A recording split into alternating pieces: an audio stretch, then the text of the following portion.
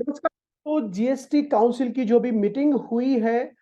उस मीटिंग में, recent meeting में गवर्नमेंट ने कुछ एक प्रावधान लेके आई है। बेसिकली कुछ एक अमनेस्टी स्कीम भी लेके आई है। आपके जीएसटीआर 3B और 2A में जो पुराने डिफरेंसेस है, वो भी गवर्नमेंट उसके ऊपर भी आपके लिए कुछ अच्छी खबर लाई है। तो जो 11 जुलाई 2023 को काउंसिल की मीटिंग हुई है, उसमें क्या क्या बदलाव हैं, क्या क्या गवर्नमेंट ने रिकमेंडेशन दी है, डेफिनेटली एक वीडियो में हम सारी कवर नहीं कर सकते। लेकिन जैसे कि आपने वीडियो के शुरू में थंबनेल पे देखा होगा कि अगर 3B और 2A में डिफरेंस है तो आपको क्या करना है दोस्तों, हम उसी पे आज इस वीडियो में बात करेंगे। और भी जो भी बदलाव लेके आई है दोस्तों गवर्नमेंट इस काउंसिल की मीटिंग में जो 11 जुलाई 2023 को हुई है, सारी बातें करेंगे हम डिफरेंट वीडियोस के माध्यम से, इस वीडियो सीरीज के माध्यम से। तब तक अगर आप चैनल पर नए हैं, चैनल को सब्सक्राइब करना ना भूले। आइए मैं लेके चलता हूं आपको उस बदलाव पे, जो 3B और 2A के डिफरेंस को आपको कैसे डील करना है वो बताने वाला है दोस्तों।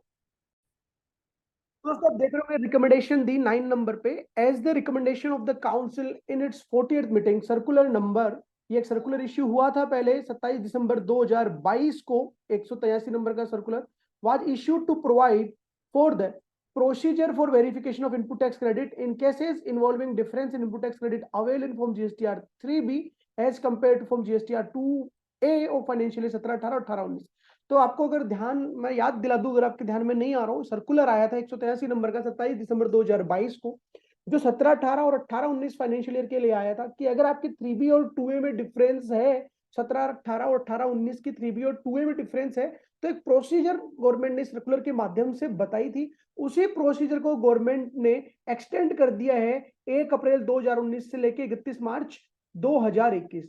To provide further relief to taxpayer. The council recommended for further issuance of circular to provide for similar procedure for verification of input tax credit in cases involving difference in input tax credit available in GSTR 3B as compared to that as available in GSTR 2A during the period 1st April 2019 to 31st December 2021। तो 19 20 20 21 और 21 22 के भी 9 महीनों के लिए कर दिया है उन्होंने। गवर्नमेंट ने इसको बढ़ा के अब 1 जुलाई 2017 से लेके 31 दिसंबर 2021 तक स्पेशल प्रोसीजर सर्कुलर में बताई थी 183 में, वो आप फॉलो कर सकते हैं अगर आपके इस पीरियड के 3B और 2A में डिफरेंस है। तो अगर आपको वो प्रोसीजर नहीं पता तो मैं आपको लेके चलता हूं सर्कुलर 183 के ऊपर। क्या है वो प्रोसीजर बेसिकली दोस्तों, गवर्नमेंट ने आइडेंटिफाई किए, बेसिकली 4 सिनेरियो आइडेंटिफाई किए जिसमें 3B और 2A में डिफरेंस हो सकता है। पहला सिनेरियो उन्होंने सर्कुलर में आइडेंटिफाई करके बताया, ये पहला नंबर का जो सर्कुलर है ए नंबर, ये बताया इन्होंने पॉइंट बेसिकली कि where the supplier has failed to form GSTR 1, GSTR 1 supplier ने नहीं भरा लेकिन 3B उसने करेक्टली भर दी, पहला केस। दूसरा case,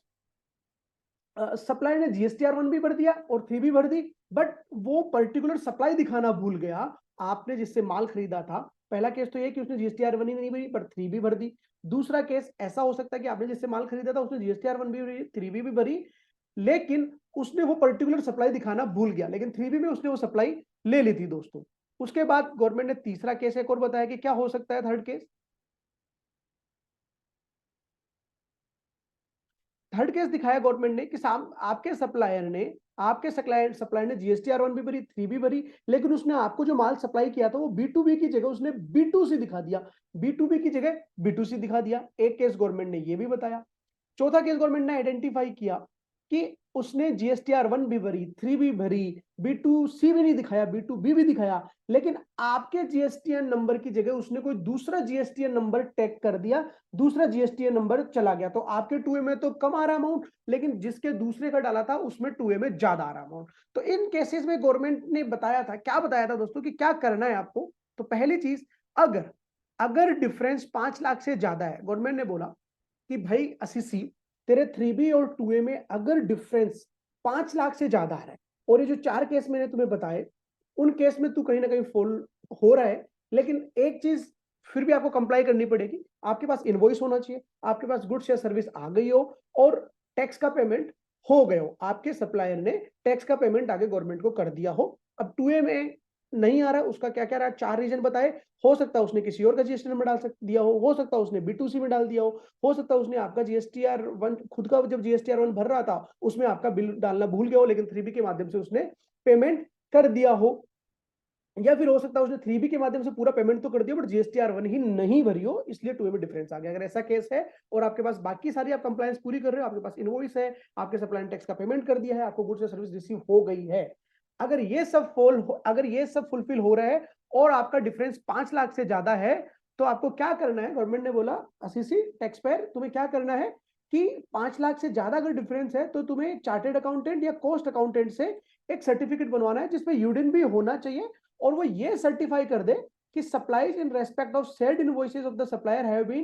have actually been made by the supplier to the said registered person and the tax on such supply has been paid by the said supplier in his return। तो basically आपका जो supplier है, आपके 2A में difference क्यों आ रहा है, क्योंकि आपके सप्लायर ने कुछ गड़बड़ कर दी अपनी रिटर्न फाइलिंग में, कुछ गलती हो सकती है, ह्यूमन एरर भी हो सकती है, तो आपके सप्लायर का सीए या सीए में ये सर्टिफिकेट देगा यूडिन नंबर भी जनरेट करके कि भैया इस सप्लायर ने ये इनवॉइस की सप्लाई आपको करी है और उसमें उसने टैक्स का भुगतान भी कर दिया। जैसे मान लो आप हो ए और बी, आप हो राम और श्याम ने आपको सप्लाई करी, अब श्याम ने अपने GSTR1 में कुछ गड़बड़ कर दी जिससे आपके 2A में नहीं दिख रहा, तो श्याम का सीए सर्टिफाई करके देगा कि भैया ये जो बिल है, ये बिल हमने राम को इश्यू किया है, राम को ये माल दिया है और इसका पेमेंट श्याम ने कर दिया है। ये श्याम का सीए या फिर सीए में यूडिन जनरेट करते हुए सर्टिफाई करें अगर 5 लाख से ज्यादा का डिफरेंस है तो। और अगर 5 लाख से ज्यादा का डिफरेंस नहीं है, 5 लाख से ज्यादा का डिफरेंस नहीं है, तो क्या करना है दोस्तों, उस केस में सेम सर्टिफिकेट सप्लायर को खुद को देना होगा, शाम को खुद को देना होगा, शाम के सीए या सीएमए की जरूरत नहीं है। तो ये प्रोसीजर थी। एक प्रोसीजर और थी कौन से केस में, फोर्थ केस जो मैंने आपको बताया था कि आपके सप्लायर ने आपके GSTN नंबर की जगह किसी और का GSTN नंबर डाल दिया, उसमें असेसिंग ऑफिसर एक और प्रोसीजर करेगा, आपसे तो ये सर्टिफिकेट वो लेगा ही लेगा, लेकिन जिसका GSTN नंबर उसने डाला तो कंसर्न ज्यूरिडिक्शन ऑफिसर में लिखेगा कि भैया ये वाला जो बिल है इस पे इस पार्टी का GSTN नंबर डाला है जो आपके ज्यूरिडिक्शन में पड़ती है, इसका इनपुट डिसअलाउ किया जाए क्योंकि इसकी एक्चुअल सप्लाई तो राम को हुई है। क्योंकि हो सकता है श्याम ने घनश्याम का नाम लिख दिया हो, उस पर घनश्याम का GST नंबर डाल दिया हो, तो घनश्याम के असेसिंग ऑफिसर के पास ये नोटिस जाने वाला है, राम का असेसिंग ऑफिसर ये नोटिस घनश्याम के असेसिंग ऑफिसर को लिखेगा कि भैया श्याम ने ये गलती कर दी है और घनश्याम का GST नंबर डाल दिया है, घनश्याम का GST नंबर आपके वार्ड में है, इसका इनपुट डिसअलाउ किया जाए क्योंकि इसका इनपुट राम को मिलना है। तो ये जो प्रोसीजर थी दोस्तों 17, 18, 18, 19 के लिए ही थी पहले, अब इसको बढ़ा के गवर्नमेंट ने 31 दिसंबर 2021, जी हाँ 31 दिसंबर 2021 तक के अगर आपके ऐसे कोई इनवॉइसेज हैं जो 2A में नहीं हो रहे हैं, जो 4 रीजन मैंने आपको बताया उनकी वजह से,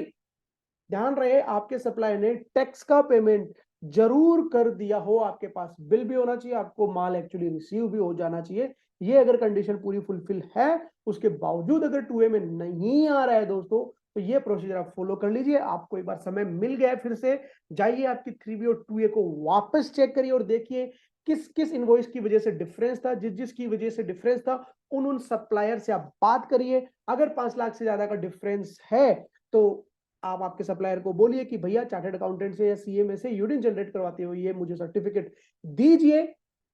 या फिर अगर 5 लाख से ज्यादा का डिफरेंस नहीं है तो सप्लायर खुद आपको सर्टिफिकेट देने वाला है। दोस्तों आप एज ए सप्लायर भी हो सकता है ये वीडियो देख रहे हो, आपसे भी ये गलती हुई हो, तो आपके पास भी आपके बाहर आने वाले होंगे, तो आपको भी उनको सेम काइंड ऑफ सर्टिफिकेट बना के देना है। अगर आपकी बाकी सारी चीजें ओके है तो इसमें कहीं हमें घबराने की जरूरत नहीं है। दोस्तों ये मौका फिर से मिला है, GSTR 3A 3B और 2A में जो डिफरेंस आ रहा था जिसकी वजह से आपको लग रहा था कि मेरा इनपुट डिसअलाउ होने वाला है, नोटिस आपके पास आ रहे थे, तो इसके माध्यम से आप इसको रिजोल्व कर सकते हो। इवन केसेज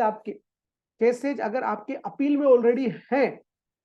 ऑलरेडी हैं तो उस केस में क्या होने वाला है दोस्तों, उस केस में भी ये एप्लीकेबल होने वाले हैं। ये बात भी सर्कुलर में कहीं ना कहीं कही गई थी, आइए देखते हैं कहां पे वो बात।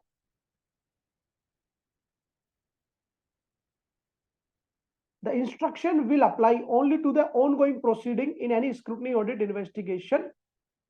for 17, 18, 18, 19, not to the completed proceeding। तो अगर कंप्लीट नहीं हुई प्रोसीडिंग ऑनगोइंग है तो भी ये इंस्ट्रक्शन अप्लाई हो जाएंगे दोस्तों। 17, 18, 18, 19, 19, 20, 21 और 21, 22 में भी दिसंबर 2021 तक, तो काफी सारा पीरियड इसमें कवर हो गया है।